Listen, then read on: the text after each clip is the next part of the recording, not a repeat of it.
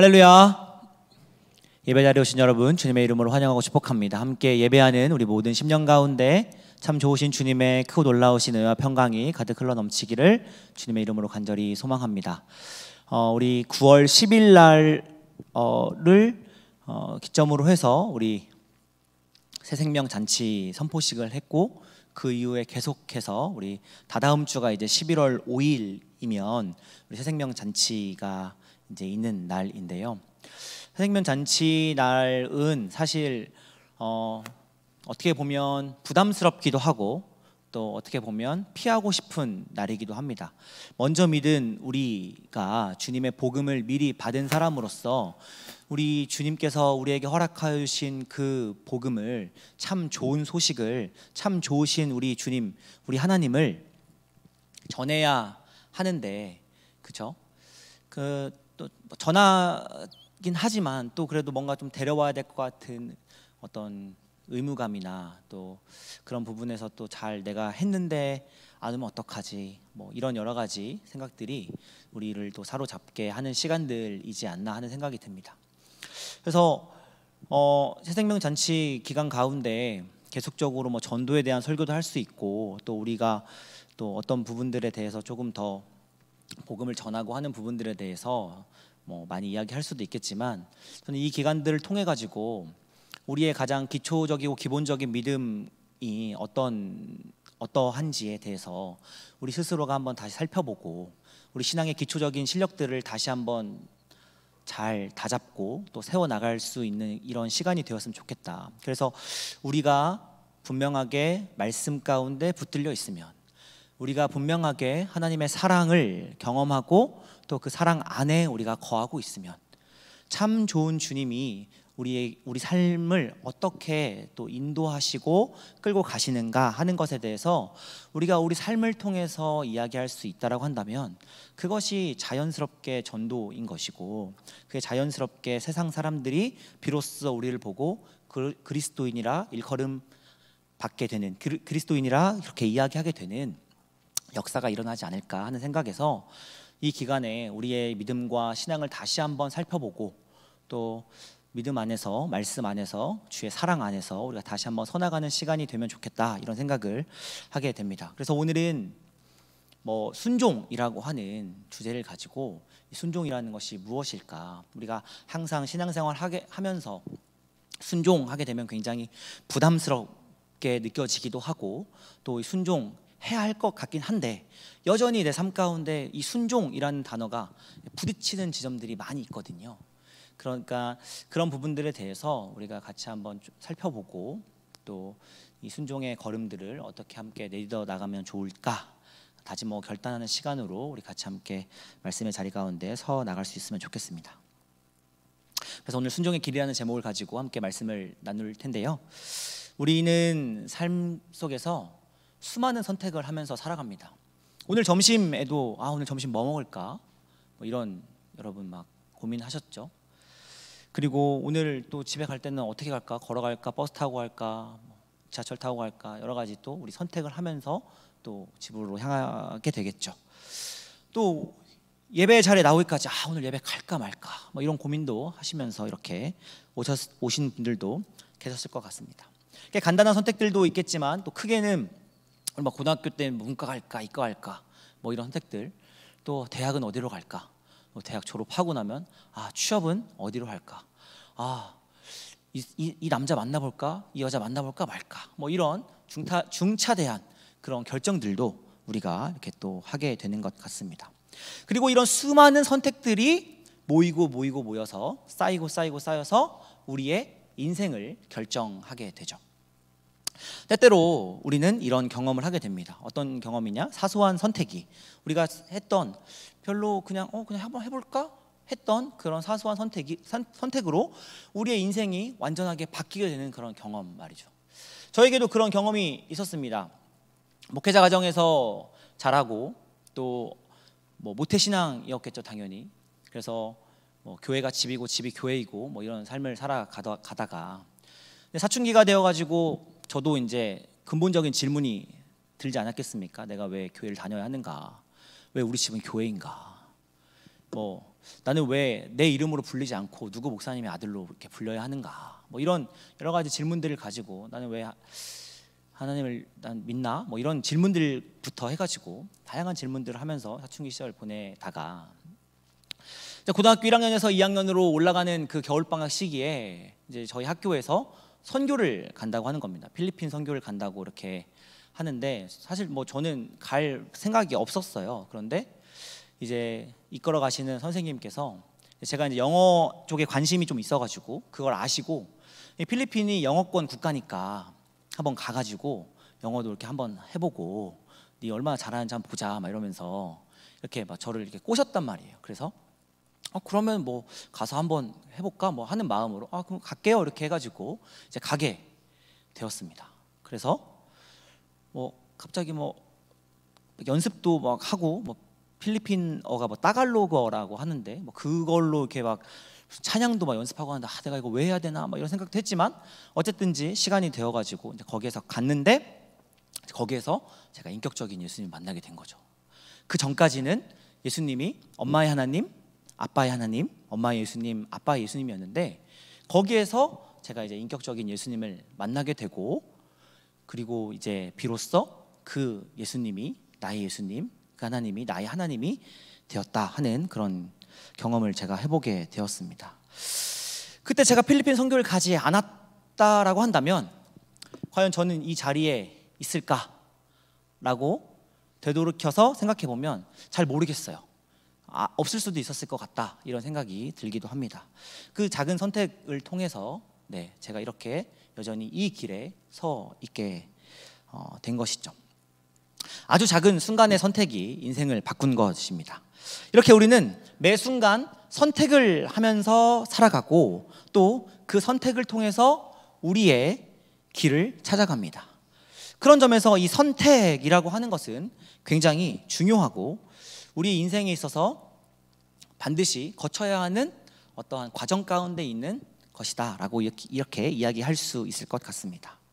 오늘 우리가 함께 읽은 말씀에 보니까 오늘 한 사람이 선택의 길에 놓여져 있는 것을 볼 수 있습니다. 이 선택은 매우 중대한 선택이었습니다. 중차대한 선택이었죠. 햄릿의 유명한 구절처럼 사느냐 죽느냐 이것이 문제로다 할 정도로 굉장히 중요한 선택의 기로에 있었습니다. 이 선택을 두고 고뇌하던 분이 계셨는데 그분이 바로 예수님입니다. 예수님께서는 지난 사역의 기간 동안 많은 일들을 하셨습니다. 사람들을 고치시는 일, 또 주의 복음을 전파하시는 일, 하나님의 나라를 선포하시는 일 등 이 땅 가운데서 수많은 일들을 하셨고 또 사람들을 먹이시는 일들까지도 같이 함께 행하셨습니다.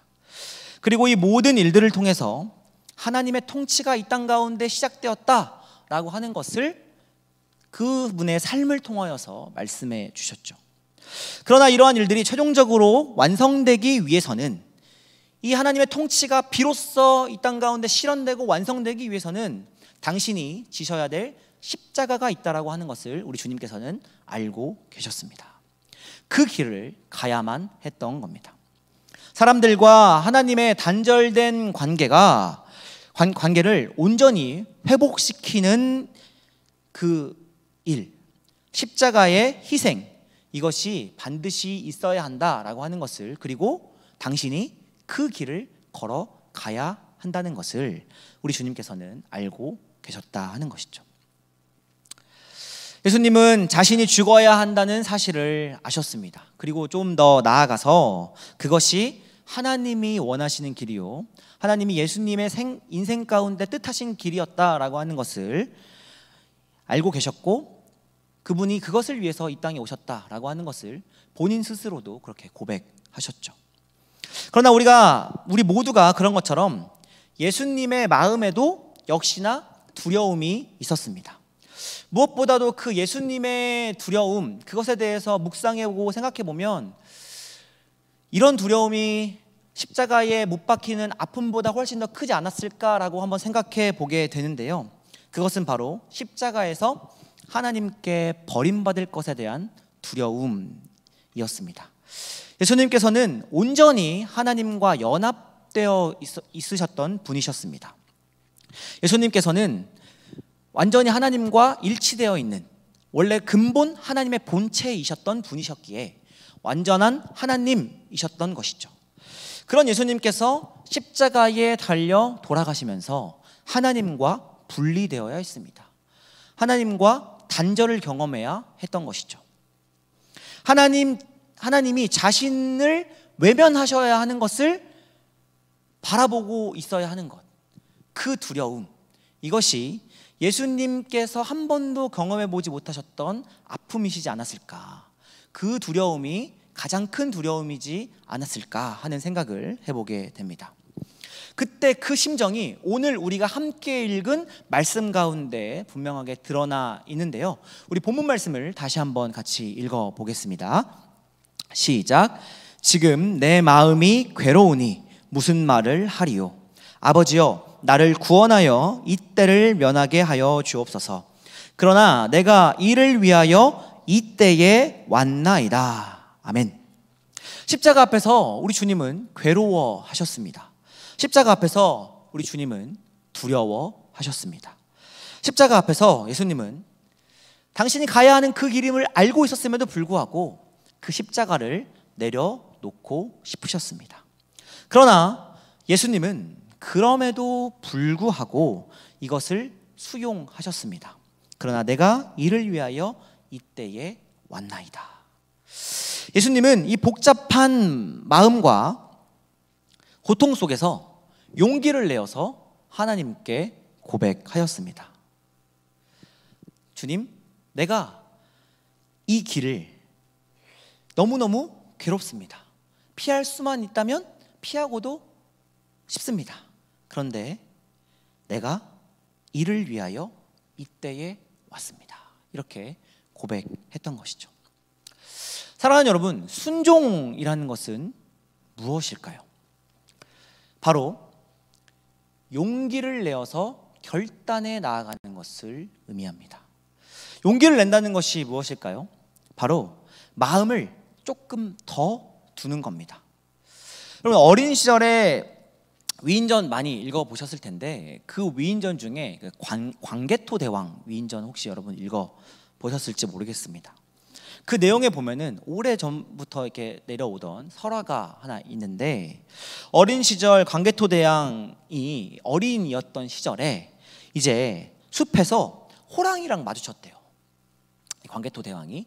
그래가지고 어린 아이가 호랑이를 마주대하면 어떻게 될까요? 뭐 잡아먹히든지 아니면 재빨리 도망가든지 그렇게 하겠죠. 근데 이 어린이 광개토 대왕은 활을 이렇게 겨눴대요, 호랑이한테. 그리고 눈싸움을 해가지고 호랑이를 무찔렀다. 는 이런 훈훈한 이야기를 여러분 아시나요? 그런 이야기가 있어요. 광개토 대왕의 그 위인전 설화 중에.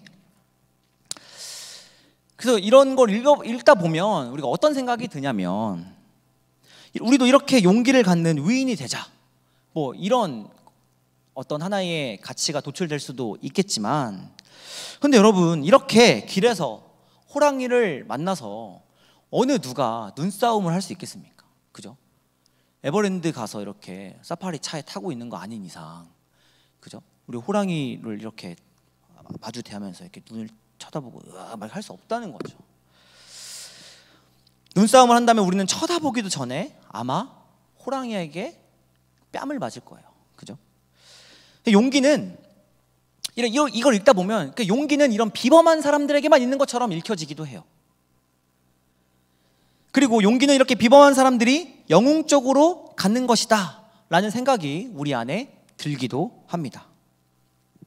그런데 용기는 우리 안에 존재하는 끊임없는 내적 갈등 속에서 할까 말까, 뭐 취할까 취하지 않을까, 이걸 조금 더 한 걸음 나아갈까 나아가지 말까 하는 그런 엄청나게 복잡한 이 내적 갈등 안에서 조금 더 힘을 내어서 한 걸음 내딛는 것, 그것이 바로 사실 용기라는 것이죠.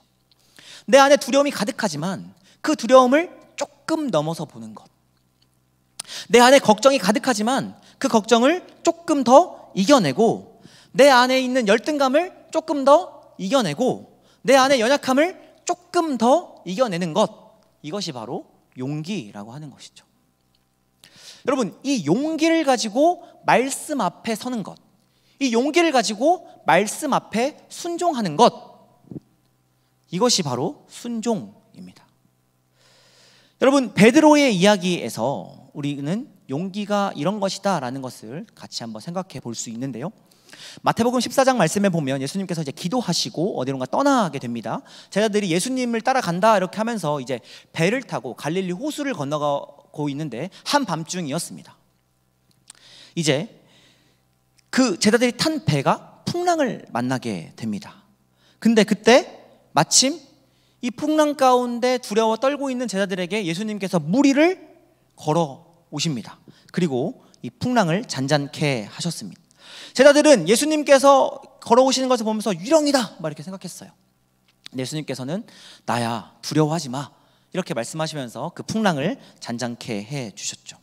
근데 거기에서 이제 베드로가 이야기합니다. 예수님, 만약에 당신이 정말 예수님이라면 저 역시도 물 위를 걷게 해 주십시오. 갑자기 이렇게 이야기를 합니다. 예수님께서 그래, 이리로 걸어와 말씀해 주시죠. 그렇게 말씀하시자마자 베드로는 배에서 내려서 물 위를 걷습니다. 그리고 예수님께로 향하게 됩니다. 물론 거기에서 예수님께로 나아가던 중에 다시 바람이 불자 또 마음이 연약하여져서 물에 빠지게 되고 예수님께서는 그 베드로를 이렇게 건져 주시죠. 저는 이 이야기에서 베드로의 용기를 보게 되었습니다. 여러분, 베드로 입장에서 한번 생각해 보시죠. 베드로에게 있어서 지금 가장 안전한 곳은 어디겠습니까? 배 안 아닐까요? 그죠? 지금 배 안이라고 하는 가장 안전한 곳, 가장 자기가 보호받을 수 있는 장치가 지금 베드로에게는 자기 손에 쥐어져 있는 것이죠.